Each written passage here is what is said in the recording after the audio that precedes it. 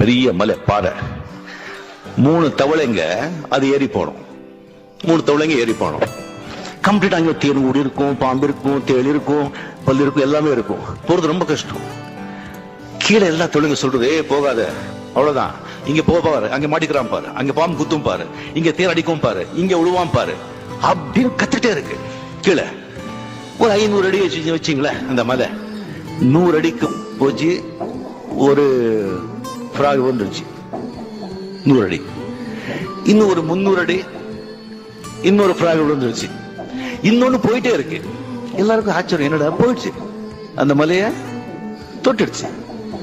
இதுக்கெல்லாம் ஷாக் ஆயிடுச்சு. எப்படியா போச்சு அப்படி கேட்டாங்க. என்ன ஒண்ணு கேட்காதா? அது காது கேட்காது.